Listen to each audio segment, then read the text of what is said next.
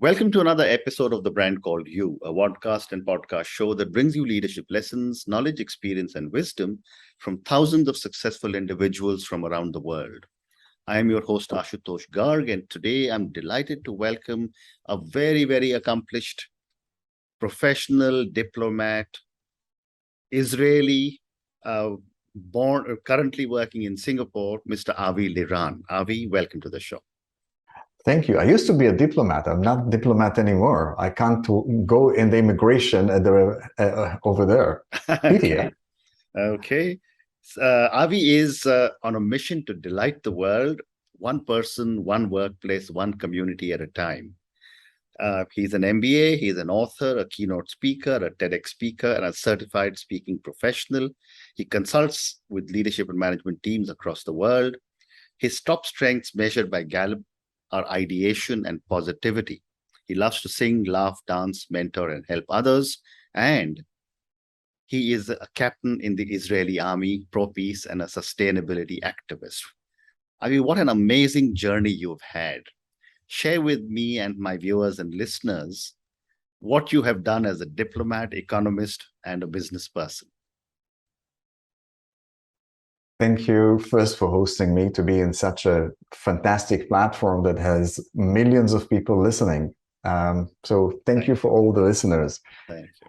As a diplomat, I think the first mistake that I did, let's start with the mistake that I did. When I came to Asia, I was speaking in NUS at the National University of Singapore, and I was only just a week over here, and there were hundreds of people. And at the end, I asked, are there questions? And nobody asked any question. And I said the most arrogant Israeli thing that you could say. And I say, if nobody has a question, probably either everybody understood everything or nobody understood anything. Wow. And to my horrors, at the end of the talk, there was a line of about 50 people waiting to ask me questions, and I needed to go to the bathroom. So that was really funny, and let me understand that when you go to a new culture, the first thing you need to do is to learn. Correct. You don't understand. And what I took for my work in delivering delight was stop using the golden rule when you want to influence or help others. Don't love other people as you love yourself. Learn what other people, how do they want to be loved? And I always give the example, if you really love peanut butter and you give me $100 of peanut butter sandwich and I'm allergic, you can kill me with your kindness. So that's the first mistake that I did. But what I did, I initiated the fund between Israel and Singapore. Against all odds, because the Singaporean told me they're going to do it with Canada, the Israelis told me they're going to do it with Europe. Yeah. Afterwards, I negotiated with Ho Ching and helped the entrepreneurs to create Vertex with $20 million in '96, and now it's managing $1.3 billion. So I did some good stuff. I worked very hard, and I was very lucky to be here at the right time. Fascinating. And then what made you transition into the absolutely incredible businessman you are now, speaker, on the Let's Delight platform? Somebody gave me a book that is called Everlasting Optimism by a gentleman called Lenny Ravitch, whom I highly recommend that you take on your show. He's 86 years old now. And he's not retired, because retiring is retired, be tired, tired again. He's re-energizing. And I read the book and I called him. I told him that I hate him, so we hung up the phone. I called him again and I said, it's because you've written the book that I should have written. And I laughed all the way listening to it and reading it, and we became friends. And a few months later, there was an article in the Straits Times that says that Singaporeans are the least happy in Asia, which might be true in comparison of what they have. They don't appreciate what they have as much as they should. I called him and I said, do you want to help? And he said, sure. And Marriott was the first customer. He flew over. And ever since, we trained the leadership of some of the top companies in the world together. Amazing. Well, we must talk about one of my books, which is on retirement, but that's called Reinvent, Reboot, Rewire, Managing Retirement in the 21st century. But that's another part. Today is about you. So it's a great idea. Great idea. I like it. Yeah, maybe we'll do a separate session on retirement someday. You should do it with Lenny. Will do. So Avi, since you talk about delightful leaders, what are the characteristics of a delightful leader? I think it's not about the characteristics, it's about the choices. You don't have to be introvert or extrovert or have this management style or that management style. I believe as humans, we have two operating systems. We have a primitive operating system that is fight or flight to preserve us. And then we make choices based on transaction and goals. And because of stress, we are used to go there. In analogy to your mobile phone, it's like being on airplane mode. And when you're airplane mode, you are just task-oriented, you're not connecting, you don't have all the wisdom of the World Wide Web, you're absolutely locked. And you miss a lot of things when you can switch to delight mode. So if you ask me, I would say the definition of delivering delight is the habit of making positive choices to contribute to others. The habit of making positive choices to contribute to others. Wow. And what does that mean? That difference between giving is we give people what we want. Contribution, by definition, is what the other person needs and values. So there are many ways that you could delight people. And with working with thousands of leaders, especially during COVID, we found about 60 elements that you could use to delight. And everybody can delight. Doesn't matter what your character is. Wow. And the top 7 that came up were, let me talk about the top 3 that we see in the world now after COVID. Number 1 is appreciation. People want to feel appreciated. Yeah. Number 2, people want to feel that you develop them. And number 3, people want to feel that you care for them. Okay. And then come all the rest. Yeah. Wonderful. So, when I was reading about you also, you had such an amazing journey. What was a life-changing event for you and what did you learn from it? When I was 12, my father passed away. He passed away just next to me. Now, the years before, we lived in a small place comparing, to the West. It was 600 square feet livable area, 1.5 living rooms. My sister was there with my parents and I was with my aunt. And my mom was complaining, it's too small, we need a bigger place and a bigger place. So they worked very hard, both my parents, and they bought a place that is double the size, almost triple. And they couldn't sell the other one, so they had 2 mortgages. And then after a few months, my father just dropped dead. From all the pressure, he got a brain stroke. And ever since, every night, my mom, before going to bed with tears, said, I was happy and I didn't know it. I would give everything to go back to this 600 square foot where I was happy and I didn't know it. So the first lesson that I learned from that was appreciate. I wake up in the morning and I say the Jewish prayer, Modeh ani lefanecha melech chai v'kayam, שהחזרת בי נשמתי בחמלה רבה אמונתך. I thank the Lord for giving me back my soul for another day with compassion where I could make a small difference. I have another opportunity. I look at what I can appreciate, what can I uplift, what good can I do in this world. Oh, wonderful. The second lesson from the same incident was very liberating. Hundreds of people came to the funeral, but only a few came afterwards for the memorial. And every year it was my mom, my sister, and I. And that made me understand that nobody look at you all the time. Stop thinking that you are the center of the universe. For me, it gave huge amount of freedom. And I use the law of the 4th finger, not the 3rd finger. And I say, as long as I don't hurt other people, let me be myself. If I have this earring, I'm not going to give you an excuses. That's me. If I don't wear shoes and I go barefoot, absolutely. Who are you to judge me? Correct. As long as I don't hurt and do good, I could be myself. So I got sense of freedom from the law of the fourth finger. And I recommend all the young people, don't hurt others, give value to others, and stay authentically yourself. People don't have time to think how to criticize you. Just move on. Fantastic.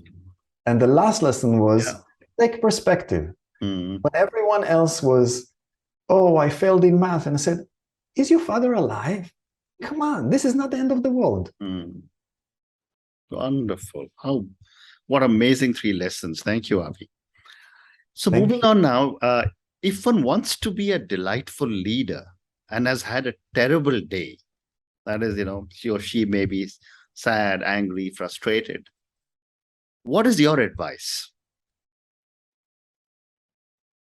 Ashutosh, this is the best question I ever got. And I got it, the first time I heard it was from Rawa, the chief HR officer of the University of Dubai. So let me ask you a question that I asked her. On a terrible day when people ask you, how are you? What are you going to answer them? I'm absolutely fine. And what do salespeople will say? Salespeople? Yeah, they want to sell you something. They ask you, how are you? What are they going to say? Well, I would love to get your order. They say, I feel great, fantastic. And the difference between what you project and where you are is the energy that you need to spend in order to pretend that you are okay. Correct. All right? So you're going to go exhausted at the end of the day and you feel even more terrible. But what if I can teach you 2 words that once you use these 2 words, you're going to stay authentic and you're going to be uplifting people while you yourself are not well? Would that be something you would like to hear? Yep. Okay, so what I'll do is I do with you an experiment. In a minute, I'm going to ask you to put your hands here. And every time that you say yes, you're going to put your hands 1 inch to the side and 1 inch up. Are you ready? So what happened? We wake up like horses with blinders. We only see what is not there. The things we need to do, the errands, the problems that we need to solve. But this is not reality. This is what did not happen and what oppresses our reality. So let's make it. Okay. Can you put your hands like this with me? Okay. Did you wake up on a bed? Yep. Yes. All right. Do you have a home? Yes. Yes. Are you living in a free country? Yes. Do you have enough in order to support yourself? Yes. Yes. Do you have people that love you and you love them? Yes. And it goes on, and at the end of the day, everybody is like that. Correct. So I say, if you have all this, can you do this? If you have all this, are you blessed? Absolutely. And if you're blessed, can you be grateful? Correct. Because millions of people don't have your bed. Millions of people don't have money to buy food. Billions of people don't have running water. So ask me, Avi, how do you feel on a bad day? How do you feel on a bad day? I feel blessed and grateful and angry, or blessed and grateful and sad, or blessed and grateful, or whatever my feeling will be. And then you're going to meet 4 types of people in your life. The first one, that think that you became religious. The second one couldn't care less. The third one will be enthusiastic to learn. But the fourth one is the most important one. You're going to see that the energy drops and the eyes go to the ground because they don't feel blessed. They're jealous of what you have and told them, and they need your attention. They need someone to be there for them and share with them what blessing do they have and help them to find the strength and the blessing to move through this. And as a leader, when you see these people, tell them, hey, let's say you're working in a hotel in the front desk and you see that Sandeep he's having a bad day, and you tell Sandeep, why don't you go backwards? I'm going to go today on the front line. I'm going to be in state of view. Take 2 hours, just go. You had a tough time. Let's talk about it over lunch. Very interesting. Fascinating. Absolutely fascinating. I love your example of the blinders and how they keep opening up the mind and the vision, of course. So Avi, moving on, how does one deal with toxic people? There's a huge amount of research that talk about why companies should do better things to be more engaging. Let me flip it to the side and I say, why do you as an employee should be engaged? Even if you have a toxic leader, even if you have a transactional company, because it's your interest. You don't want to brand yourself. You have an employee brand. You want to be the best that you can. Today, you chose to be in this company. Now you need to make the best out of yourself. When you have transactional or toxic leaders, use delight as an umbrella to shield your team from these guys. Right. And your team will be delightful. So that's number one. So you're going to have fabulous team as long as you stay there. Tomorrow you may want to go out. The second thing is like the bullfight. The bull is coming to you, but you have the red cape. If you could put the red cape to the side, the bull will go, you're going to see your tail, and the audience is going to say, ole. You don't need to inhale everything that the toxic person gives to you. Again, you have a choice. The better talent you are, you can move to another company or in another boss in the same organization. So remember that your job first is to make yourself indispensable. You are the person that everybody comes for help. That will be, I had a toxic boss. I ended up to be his boss. And I was kind to him later on. Don't just think that toxic boss is the end of the world and you just need to quit. Sometimes you need to see they teach you something. If you can handle them, you can handle everyone. But if they take your soul, if you suffer, if you become sad, if you see that it hurts your well-being, say sayonara and move on. Well said. So what I'm hearing you say is look for something positive, look for something delightful in every human being you interact with.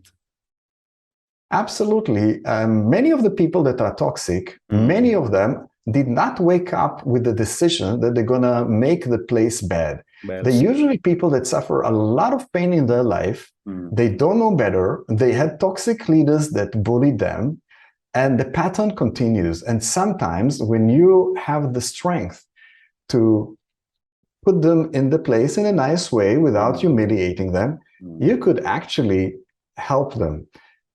But don't just give up. Don't become disengaged. That's the worst. If you become disengaged, it's like shooting your own leg. You're killing your employee brand. Hunters don't want people that are disengaged. On the contrary, be super engaged. Be helpful to your peers. Be helpful to the people that you manage. And you're going to see that everything grows. How wonderful. How wonderful.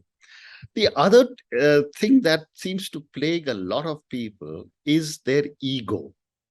And while everyone should have an ego, when it starts to take over one's behavior patterns and one's own persona, then it becomes a problem. My question to you is, how does one deal with one's ego? This is a fantastic question that I battle with it. I wake up as an Israeli with a super ego that I need to tame the entire day, because we Israelis can commit suicide by jumping from our own ego. By the way, we have good sense of humor on ourselves. We can tell plenty of jokes about ourselves. Absolutely. We do the same in India. Yeah, there's a lot of common between India and Israel. Yes. So, you see, we all need our ego. Instead of getting rid of our ego, you see, when we wake up, our ego wants to be confirmed, to be affirmed. We want people to look at us successful. We want to be loved. And taking it is tiring. Look at me, look at me. It's like the junk food of your soul. You collect and collect and collect, and you are tired at the end of the day. But interestingly, if you give everything that you want to take, here's a transformation. You want to be confirmed, confirm other people. You want to be affirmed, affirm other people. You want to be successful, make everybody around you more successful.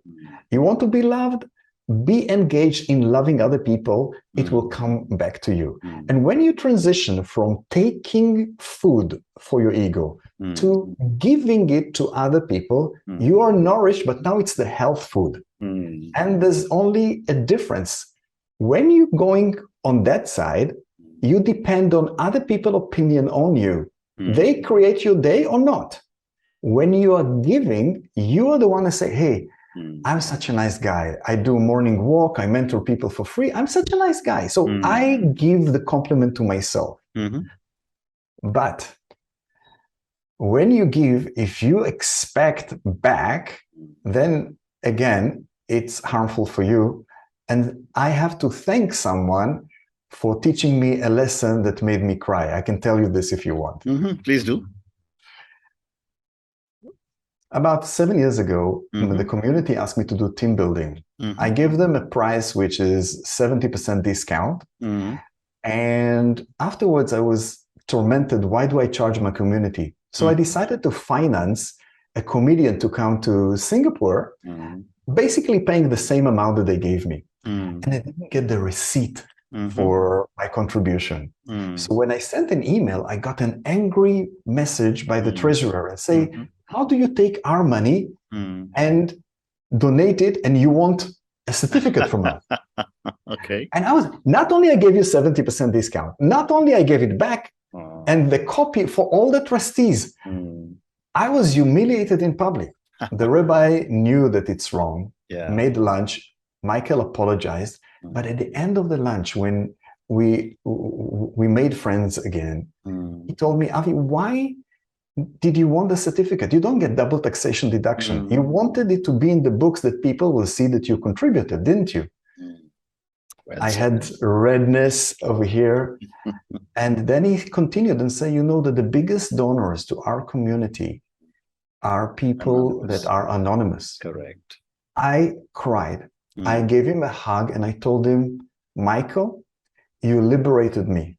From now, no one will know when I'm giving. Well said. Well said. Well said. Yeah. So, Avi, I've got time for my last question now. Sure. And this is for the many, many people who will listen to us.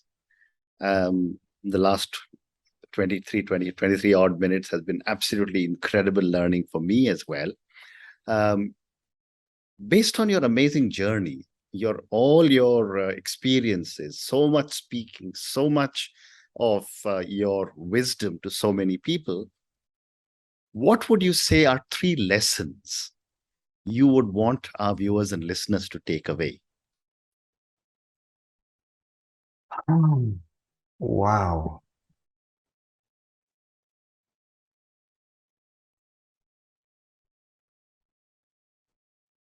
You caught me from all the lessons in the world. You know, giving advice is tough. And I would tell you one thing that I learned, maybe just one. Fair enough. I learned it from Lenny, my 86-year-old partner and almost like a stepfather to me. He told me once this thing.